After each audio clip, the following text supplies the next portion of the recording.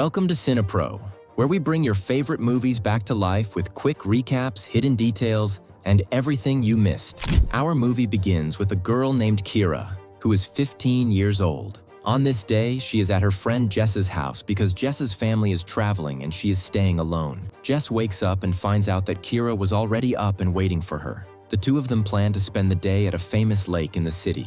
They have a quick breakfast, and then Kira calls her mother Deborah, who is at work. Kira tells her mother they're going to the lake and that she won't be back home until around 10 at night. Deborah asks her daughter if her boyfriend will be with them, but Kira replies that he has training and can't come. We learn that Kira's parents are separated, and she now lives with her mother but visits her father from time to time. Deborah tells her daughter she won't worry if she comes home late and isn't there because she's going out to meet her new boyfriend. After that, Kira talks to her mother. Jess says she's going to take a shower, get dressed, and then they'll leave. She asks Kira to water the plants in the garden while she finishes showering. We notice that the area where Jess lives is very quiet, with few people in the streets. While Kira is watering the plants, a black car keeps circling the house as if watching her. Suddenly, a man gets out of the car and goes to talk to Kira, asking if her family is home. Kira tells him that this isn't her house, it's her friend's, and that her friend's family isn't there. The man asks her to hold the book he has for a minute, intending to get her closer. Kira is shocked when he pulls a gun on her and forces her to get in the car,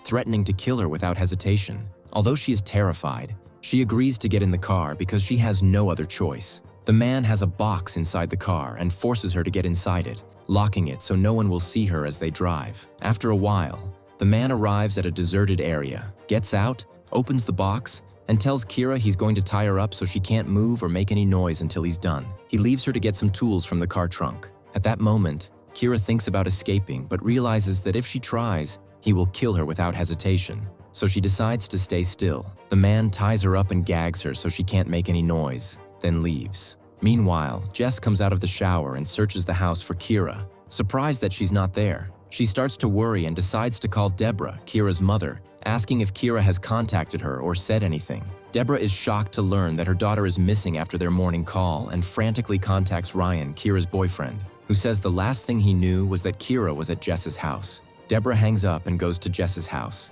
then calls Ron, Kira's father, who also says he doesn't know anything. We learn that he lives about 5 hours away, but reassures Deborah that he'll come as soon as possible. Deborah calls the police and explains everything that happened. The investigator thinks it's a simple matter, saying that teenagers often act unpredictably and do things without thinking or telling their parents. He guesses Kira might have gone to another friend's house or got upset and decided to run away. He says they'll question the neighbors first in case someone saw something. Deborah objects, insisting her daughter is responsible, and even if she left without telling her, she's still young and needs more attention. She urges him to start searching in case something has happened to her. The investigator advises her to wait at home in case Kira tries to contact them. Meanwhile, Kira arrives at the man's house. He unties her and takes her to the bedroom, where he explains his rules. The most important being that she must call him Papa and ask permission before doing anything, no matter how small. She is forbidden from disobeying him or even thinking of objecting. He threatens her, saying he'll keep his gun with him at all times in case she tries to escape or do anything. Kira is so terrified she can't even respond. He forces her to answer questions about her life, her name, her father's name, her mother's, her close friends, and her boyfriend. Then he orders her to lie on the bed and assaults her.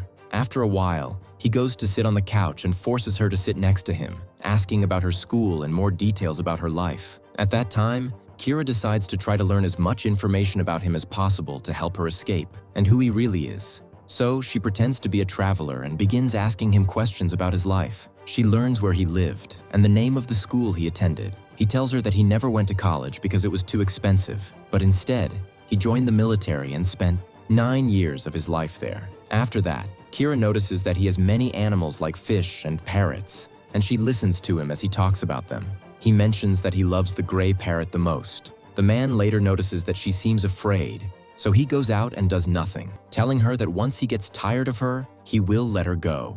However, he threatens her, saying that if she ever thinks about reporting him, she'll be the one who ends up hurt, and people will remember her only as the girl who was raped. After a while, Kara becomes even more terrified of him. She asks to go into the bathroom, secretly hoping to find a window she can escape through, but the man becomes suspicious. He insists that she leave the door open so he can see her. Then he brings her some food to eat, but Kara says she isn't hungry. He tells her that refusing to eat means she has broken his rules, and therefore, she must do something in return for him to forgive her. They decide that she will sweep the kitchen while he eats. As she sweeps, she tries to observe everything around her and gather as much information about him as she can. She notices addresses and the names of doctors he visits posted on the refrigerator. She also learns that a woman lives with him, but she's currently traveling to Disney World. The man takes her to listen to the news and laughs when he sees that no one is talking about her disappearance. He mocks her, saying that even her family doesn't seem to care that she's missing. Kira knows he's trying to manipulate her, so she doesn't respond.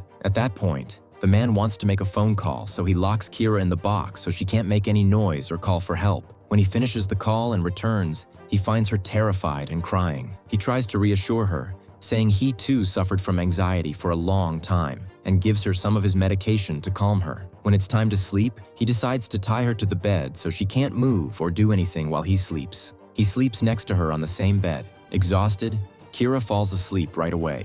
Meanwhile, Deborah starts calling everyone she knows to ask if anyone has heard from Kira or knows where she is. When she gets nowhere, she decides to go see Dale, the head of the police station, and complains that the investigator isn't taking her daughter's case seriously. She says she spoke to all the neighbors and learned that one of them saw a black car near the house, and that none of her daughter's friends have a black car. Dale laughs and says she probably doesn't know all her daughter's friends, and that every teenager has secrets from their family. Still, Deborah is sure her daughter is in danger, since she's never been gone for hours without contacting them. Dale reassures her that he'll talk to the investigator and make sure he pays more attention to the case. The next morning, Kira wakes up early and discovers the man is still asleep. She realizes this is her only chance to escape. She tries to free herself and, surprisingly, manages to untie herself quickly, freeing her hands and feet from the rope tying her to the bed.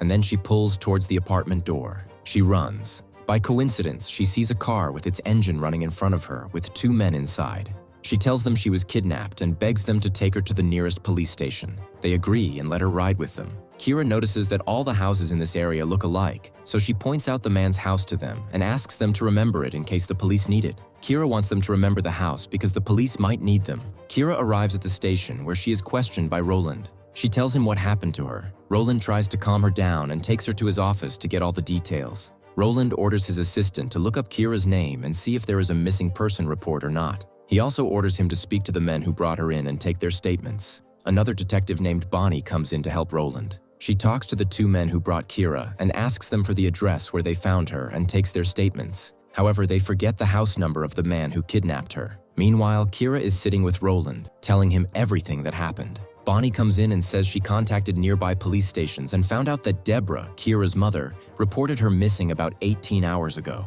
Roland calls Deborah to reassure her and gives Kira the phone so she can reassure her mother herself. Deborah breaks down when she hears her daughter's voice and promises to come get her immediately. Bonnie says the two men forgot the house number, so she suggests to Roland that they take Kira back to the area to see if she can recognize the house. Kira agrees and goes with them. There, she tries to remember any distinctive feature of the house from the outside, but can't. They find a worker in the area A and talk to him, describing the man, and ask if he knows anyone living there with those features. Unfortunately, the description is too common and fits many people. The worker can't help. At that moment, Kira interjects and says the man had all his windows covered and had a teddy bear above his bed, as well as many different types of animals in large numbers. Based on this, the worker figures out who she is talking about and tells them the house number. Bonnie calls for police backup to raid the house, while Roland takes Kira back to the station for her safety. After a while, Deborah arrives at the station and hugs her daughter, overwhelmed with emotion. Meanwhile, Jim, the police chief, arrives at the house with a large force and raids it, but they find it empty. The house matches Kira's description, confirming it's the right place. At the same time, Kira and her mother are still at the station. Bonnie comes to talk to Kira and shows her photos of all the neighborhood residents. Without any hesitation, Kira recognizes the man who kidnapped her, confirming he owns the raided house. His name is revealed to be Richard, and he has disappeared from the area. Bonnie starts questioning Kira and is surprised at how much detailed information she knows about the man. Kira gives very precise details, like the addresses and phone numbers of his doctors. She says she saw him open a box next to the animal area, and he seemed nervous when he noticed her watching and quickly closed the box. Bonnie thanks her for all the information and tells her that 2 nurses will examine her for the medical report. Deborah hears all of this and is devastated, especially since no one will tell her exactly what the man did to her daughter. She breaks down further when she learns he escaped and feels her daughter is still in danger. Meanwhile, the police start searching the box Kira mentioned and find underwear belonging to other girls, not Kira. They also find newspaper clippings about missing girls. They suspect Richard is a serial killer who keeps news about his victims, but these are just suspicions. They aren't sure yet. Jim orders his officers to contact the police departments responsible for the other girls' cases and to learn everything about them. They distribute Richard's photo everywhere and ask people to report if they see him. The next day, Jim asks to meet the chief of the police station where Kira was reported missing so they can cooperate and gather as much information as possible. Jim manages to get information about the girls whose disappearance was linked to Richard's house. There are 3 of them, and they are still missing. Their bodies haven't been found. They learn that Richard used to kidnap his victims, assault them until he got tired of them, then drown them in the bathtub and dump their bodies in a swamp. The police used to find these bodies but could never identify the killer. They conclude they are indeed dealing with a serial killer and become more cautious. While they are talking, Bonnie comes in and says she investigated and found his wife and his sister, who will come to give their statements the next day. At that time, Kira finishes the medical examination and prepares to leave. Her father, Ron, and her friends arrive to see her. It's clear they were very worried about her. They are surprised by how strong she seems despite everything she went through. On the way, Deborah tries to get her daughter to talk about what happened, but Kira refuses and asks her to stop asking. After a few hours, Jess comes to sit with Kira in her room so she won't be alone. She doesn't ask about any details, assuming Kira doesn't want to talk, but Kira decides to tell her everything because Jess is her closest friend. Jess is deeply affected and very sympathetic when she hears the story. The next day, the police question Ash, Richard's wife, who is shocked by what she hears and insists Richard is a good person who could never do such things. Then they question his sister, Stefan, who admits she suspected his behavior but never imagined he could go this far and be a serial killer. She says Richard spoke to her yesterday and is currently in a nearby hotel. The police go to arrest him but find he has fled. Later, they find out Richard used his phone and are able to track his location. They notice he was near his other sister's house and conclude he went to meet her. They call her, and she tells them that he is actually talking to her. He meets her 2 hours later at a specific place. So they take the address from her and rush there quickly. At the same time, Kira decides to leave the house for the first time since what happened. She finds out that Ran has a match, so she decides to take Jess and go there. It turns out that the police have assigned people to stay by her side wherever she goes, because as long as Richard is free, Jim orders she is in danger. Her mother tries to stop her from going out, especially since the criminal is still at large, but Kira refuses to listen to her and leaves. There, Kira tries to ignore people's stares and enjoy the match. At that time, the police are able to find Richard and start chasing him until Richard realizes they have surrounded him. He grabs a gun and kills himself. The next day, Deborah is happy because she knows the person who hurt her daughter is now dead and is no longer a threat to them.